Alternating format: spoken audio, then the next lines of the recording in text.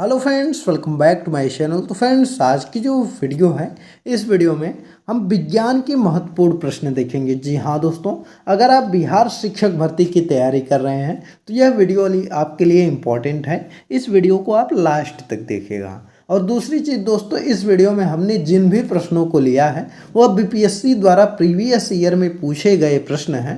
तो आप लोग इस वीडियो को लास्ट तक देखिएगा, क्योंकि बीपीएससी जो है कि प्रश्नों को रिपीट करता है। और गारंटी है कि अगर आप इस वीडियो को देख लेते हैं पूरा और जो भी प्रश्न करवाते हैं उसको अच्छे से कर लेते हैं तो 1 से 2 नंबर का प्रश्न जरूर आपको इसी वीडियो से मिल जाएगा। तो चलिए क्वेश्चन को करते हैं। तो पहला प्रश्न है कि निम्नलिखित में से कौन सा न्यूटन के गति के तीसरे नियम का उपयोग करता है। जी हाँ दोस्तों, न्यूटन के गति के तीसरे नियम का उपयोग कौन करता है? तीरंदाजी है कि अंतरिक्ष है कि वेंचुरी मीटर है? तो देखिए, इसमें से जो सही आंसर आपका हो जाएगा वह हो जाएगा तीरंदाजी भी होता है और रॉकेट भी होता है। जी हाँ दोस्तों, आप जानते हैं कि जो रॉकेट चलता है वह जो है कि गैस को तेजी से नीचे की तरफ छोड़ता है जिससे कि वह आगे की तरफ बढ़ता है। तो वह जो है कि न्यूटन का तीसरा नियम ही यही है कि प्रत्येक क्रिया के विपरीत प्रतिक्रिया होती है। तो यह भी आपका सही है। वहीं पर तीर अंदाजी में अगर हम देखें तो तीर अंदाजी में भी हम लोग पीछे की तरफ खींचते हैं तो उसके बाद जो है कि तीर आगे की तरफ जाता है, तो इसमें भी वह सही है। तो इसलिए ऑप्शन नंबर डी इसका सही हो जाएगा कि 1 से अधिक। तो इसको आप लोग याद रखिएगा। अगला प्रश्न देखते हैं। अगला प्रश्न है कि रासायनिक गुणों को अपवर्तित रखते हुए एक परमाणु के नाभिक में जोड़ने वाले कण को क्या है? जी हाँ दोस्तों, यह पूछा गया है कि जो रासायनिक गुणों को अपवर्तित रखते हुए एक परमाणु के नाभिक में जोड़े जाने वाले कण कौन होते हैं? तो इसका जो सही आंसर हो जाएगा वह न्यूट्रॉन हो जाएगा। जी हाँ दोस्तों, न्यूट्रॉन को जोड़ने पर क्या होता है कि उसके रासायनिक गुण नहीं बदलते हैं। तो इसको आप लोग याद रखिएगा। अगला प्रश्न देखते हैं। अगला प्रश्न है कि एक वस्तु का भार पृथ्वी की सतह पर मापने पर 100 न्यूटन आता है और इसका भार चंद्रमा की सतह पर मापने पर कितना होगा?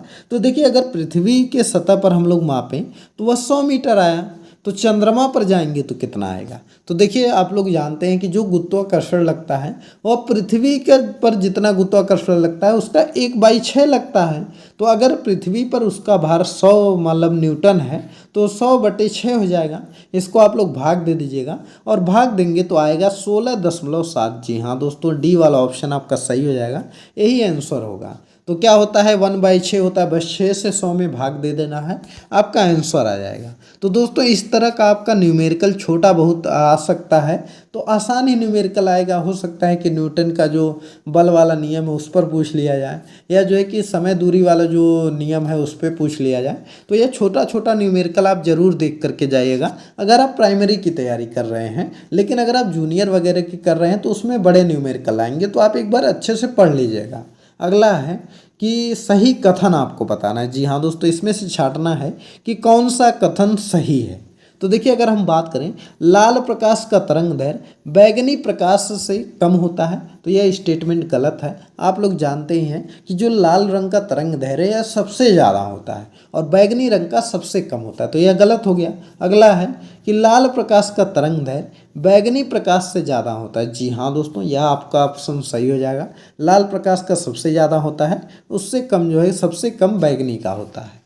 तो बी वाला ऑप्शन आपका क्या है, सही हो जाएगा। तो फिलहाल इसमें जो है कि 1 से अधिक वाला ऑप्शन ही नहीं दिया है, तो चलिए इसको इतना ही करते हैं।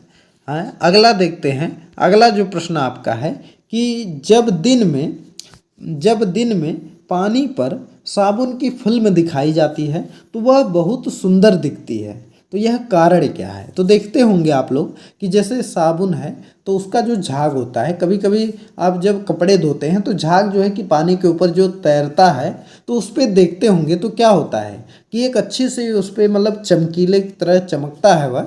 तो क्यों चमकता है, क्या होता है उसमें? तो देखिए, उसमें क्या होता है, प्रकाश का व्यतिकरण हो जाता है। जी हाँ दोस्तों, जो प्रकाश की किरण उस पर पड़ती है उसका व्यतिकरण हो जाता है जिससे कि वह चमकता है, तो इसलिए हमको वह सुंदर दिखाई देता है। तो इसको याद रखिएगा। वहाँ पर विवर्तन नहीं होता, न ही ध्रुवीकरण होता है और न ही अपवर्तन होता है।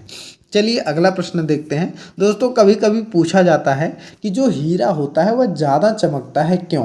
तो देखिए, उसमें क्या होता है, उसमें पूछा जाता है कि प्रकाश का क्या हो जाता है। तो प्रकाश का पूर्ण आंतरिक परावर्तन हो जाता है। किसमें? हीरा में, तो इसलिए वह ज़्यादा चमकता है। अगला है कि एक परमाणु के केंद्र का धनावेशित हिस्सा क्या कहलाता है? तो कोई अगर परमाणु है तो उसका धनावेशित हिस्सा को हम लोग क्या कहते हैं? तो वह कहते हैं न्यूक्लियस। जी हाँ दोस्तों, उसमें आपका प्रोटॉन भी होता है, न्यूट्रॉन भी होता है नाभिक में, तो उसको हम लोग न्यूक्लियस बोलते हैं, जिसको कि नाभिक कहते हैं हिंदी में। तो इसको याद रखिएगा। बहुत से लोग इसमें इस क्वेश्चन को देखते हैं और या तो प्रोटॉन मार देते हैं या तो न्यूट्रॉन मार देते हैं, लेकिन प्रोटॉन भी पॉजिटिव होता है, न्यूट्रॉन भी होता है, तो उसको न्यूक्लियस बोलते हैं। चलिए नेक्स्ट प्रश्न देखा जाए। अगला प्रश्न की बात करें तो अगला प्रश्न है कि एक ठोस के सीधे गैस में परिवर्तन को कहते हैं। तो कोई ठोस है वह सीधे जो है कि गैस में परिवर्तित हो जा रहा है, तो उसको हम लोग क्या कहेंगे? तो उसको ऊर्ध्वपातन कहेंगे, संघनन कहेंगे, कि वाष्पन कहेंगे, कि उबलना कहेंगे।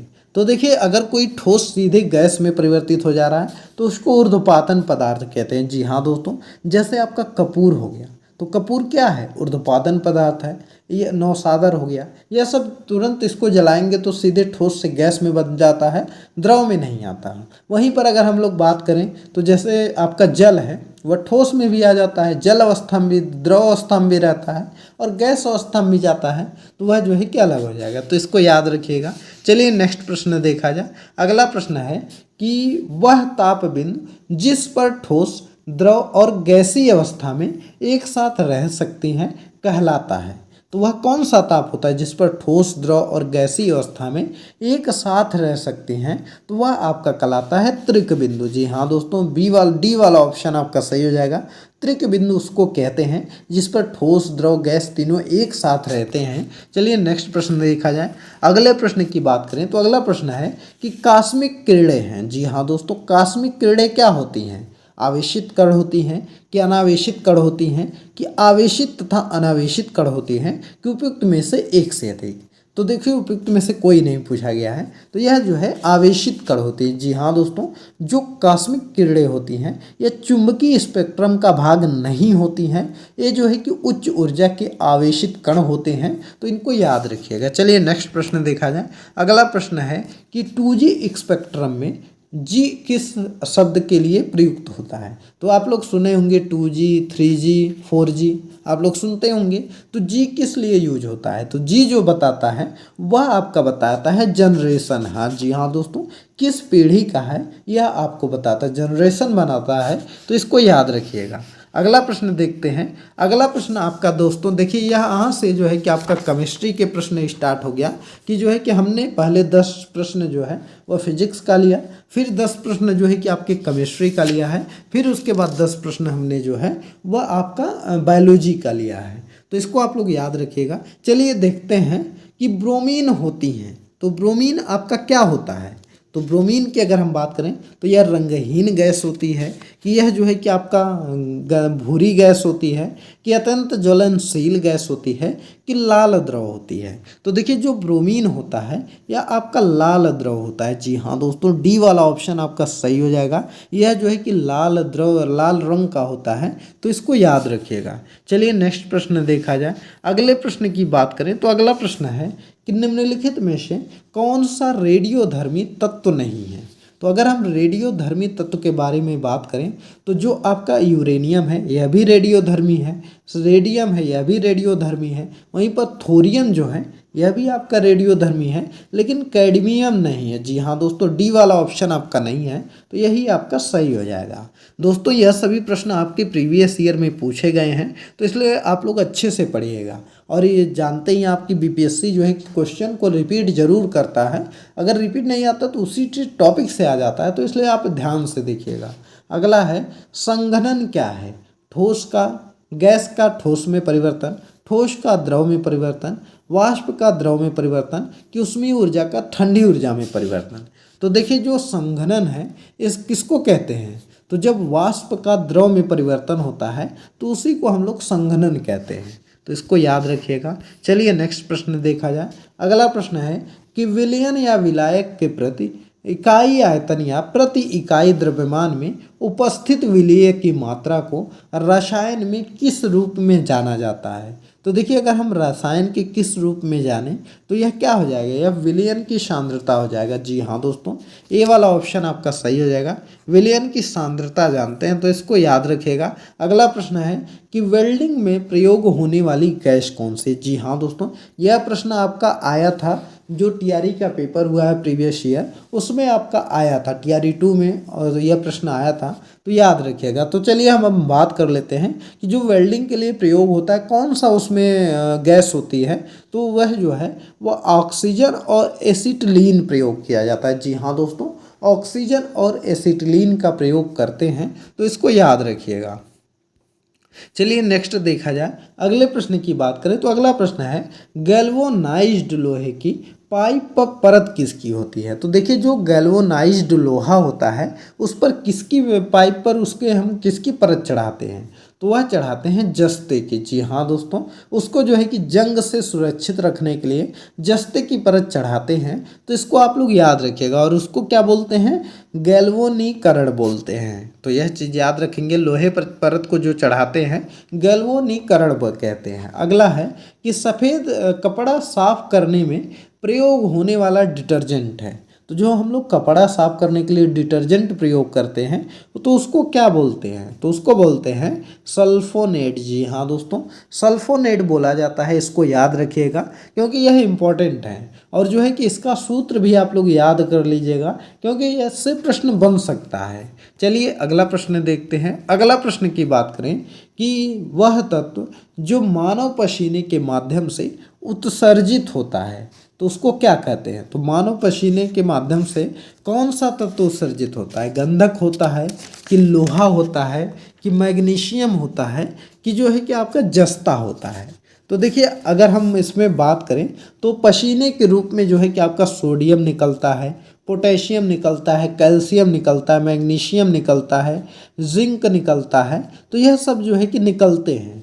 तो इसलिए यहाँ पर जो ऑप्शन हो जाएगा वह कौन सा सही हो जाएगा, तो वह आपका हो जाएगा यहाँ पर ई वाला। जी हाँ दोस्तों, ज़्यादातर जो है कि जितने भी व्यर्थ पदार्थ होते हैं सभी जो है कि तत्व पसीने के रूप में बाहर आ जाते हैं, तो इसलिए ई वाला ऑप्शन आपका सही हो जाएगा। अगला प्रश्न है कि नीला थोथा रासायनिक रूप से क्या है। तो जो नीला थोथा है वह रासायनिक रूप से किसको कहते हैं, कॉपर सल्फेट को कहते हैं। जी हाँ दोस्तों, कॉपर सल्फेट को नीला थोथा कहा जाता है। और इसका सूत्र क्या होता है नीला थोथा का, तो होता है CuSO4 इंटू यहाँ पर 5H2O। जी हाँ दोस्तों, यही इसका सूत्र होता है CuSO4 5H2O, तो याद रखिएगा। चलिए नेक्स्ट प्रश्न देखा जाए। अगला प्रश्न है कि रसायन विज्ञान के अनुसार निम्न में से कौन सा भौतिक परिवर्तन का एक उदाहरण है। जी हाँ दोस्तों, इसमें से कौन सा भौतिक परिवर्तन का उदाहरण है, लोहे में जंग लगना, पानी का उबलना कि जो है कि लकड़ी का जलना या तांबे के बर्तन पर हरे रंग का अस्तर बनना। तो देखिए अगर हम लोग बात करें कि जो लोहे मतलब जो आपका पूछा गया है कि भौतिक परिवर्तन है, तो लोहे में जो जंग लगता है यह आपका रासायनिक परिवर्तन है, आप लोग जानते ही हैं। वहीं पर अगर लकड़ी का जो जलना है यह भी रासायनिक परिवर्तन है। तांबे के बर्तनों पर हरे रंग का अस्तर जो बनता है यह भी रासायनिक है।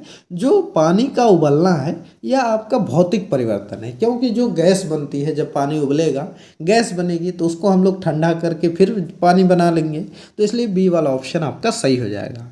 तो चलिए अगला प्रश्न देखते हैं। देखिए दोस्तों, यहाँ से जो है ये आपका बायोलॉजी का प्रश्न आ गया, तो चलिए इसको करते हैं। तो अगला प्रश्न आपका है कि डीएनए की खोज किसने की थी। जी हाँ दोस्तों, मोस्ट इंपॉर्टेंट प्रश्न है कि डीएनए की खोज किसने किया था। तो वह किए थे James Watt and Francis Crick ने किया था, कि ग्रेगर मेंडल ने किया था, जोहानसन ने किया था, कि हरगोविंद खुराना ने किया था। तो देखिए अगर हम बात करें जो आपका डीएनए की खोज है इनमें से जो ऑप्शन हो जाएगा वह ई वाला हो जाएगा। जी हाँ दोस्तों, क्योंकि इसका खोज James Watson and Francis Crick ने तो किया ही था, साथ ही में इनके जो है कि जोहानसन भी थे इनके साथ, और जो है कि इनके डीएनए की खोज में हरगोविंद खुराना के भी बहुत ही योगदान था। तो ऑप्शन नंबर ई जो है कि सही हो जाएगा। तो चलिए नेक्स्ट प्रश्न देखा जाए। अगला प्रश्न है कि जीव कोशिकाओं में आनुवंशिक लक्षणों के निर्णय नियंत्रण में निम्नलिखित में से कौन सा उत्तरदायी है? तो जो जीव कोशिकाएं हैं उनके आनुवंशिक लक्षणों के नियंत्रण में सबसे ज़्यादा उत्तरदायी कौन है? तो वह है डीएनए। तो यह याद रखिएगा। चलिए अगला प्रश्न देखते हैं। अगले प्रश्न की बात करें तो एक पीढ़ी से दूसरी पीढ़ी में वंशागत के अध्ययन को क्या कहते हैं? मोस्ट इंपॉर्टेंट है कि एक पीढ़ी से दूसरी पीढ़ी में वंशागत का अध्ययन किया जाता है, उसको आनुवंशिकी कहते हैं। यह प्रश्न आपका बीपीएससी टीआरई 2 में आया था, तो इसलिए आप अच्छे से पढ़िएगा। और जो है कि आप देखे होंगे कि कुछ प्रश्न ऐसे थे जो कि आपका टीआरई 2 में भी आया था और टीआरई 1 में भी आया था, रिपीट हुआ था। तो इसलिए आप टीआरई 1 और टीआरई 2 का पेपर भी अच्छे से देख लीजिएगा, क्योंकि उससे प्रश्न आ सकते हैं। अगला प्रश्न देख लेते हैं। अगले प्रश्न की बात करें तो यकृत एवं मांसपेशियों में ऊर्जा होती है। तो देखिए यकृत और मांसपेशियों में कौन सी ऊर्जा होती है? तो देखिए उसमें जो ऊर्जा होती है वो प्रोटीन के रूप में होती है। जी हाँ दोस्तों, जी नहीं, गलत हो गया है, प्रोटीन नहीं, ग्लाइकोजन के रूप में। जी हाँ दोस्तों, जो आपका यकृत और मांसपेशियों में ऊर्जा होती है वह ग्लाइकोजन के रूप में होती है। तो इसको आप लोग याद रखिएगा, इंपॉर्टेंट है। चलिए नेक्स्ट प्रश्न देखा जाए। अगले प्रश्न की बात करें तो निम्न में से कौन सा कोशिका घटक कोशिका में दाखिल होने वाला जीवाणु को नष्ट करता है? जी हाँ दोस्तों, यह मोस्ट इंपॉर्टेंट है। ऐसा कौन सा घटक है जो कोशिका में शामिल होने पर जीवाणुओं को नष्ट कर देता है? तो वह आपका होता है लाइसोसोम। जी हाँ दोस्तों, बी वाला ऑप्शन आपका सही हो जाएगा। क्रम गड़बड़ हो गया है। जो लाइसोसोम होता है यह जो है कि कोशिका में कोई भी जीवाणु जाता है तो उसको नष्ट कर देता है। और कभी कभी पूछा जाता है कि किसको जो है कि विद्युत शरीर में किसको विद्युत ग्रही कहते हैं या ऊर्जा का स्रोत कहते हैं? तो माइटोकॉन्ड्रिया को कहते हैं। अगला प्रश्न है कि शरीर में लौह की कमी से होने से क्या होता है? तो लोहे की कमी से कौन सा रोग होता है?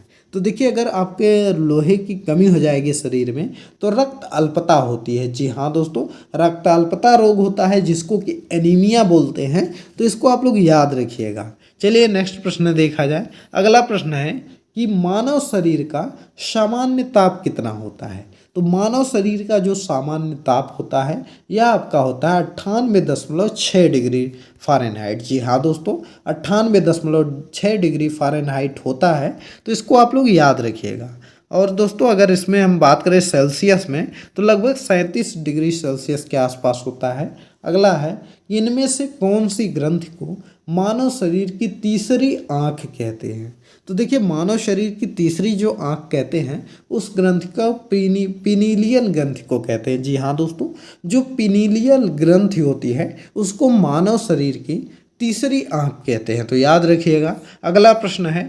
अगला आपका प्रश्न दिया गया है कि कंकाल के वे हिस्से जो हड्डियों की तरह सख्त नहीं होते हैं और मोड़े जा सकते हैं उनको क्या कहते हैं? जी हाँ दोस्तों, इम्पॉर्टेंट प्रश्न है कि कंकाल के वे हिस्से जो हड्डियों की तरह सख्त नहीं होते हैं और मोड़े जा सकते हैं उनको कार्टिलेज कहते हैं। तो इसको याद रखिएगा, उनको कार्टिलेज कहते हैं। कार्टिलेज का हिंदी में नाम उपास्थि होता है।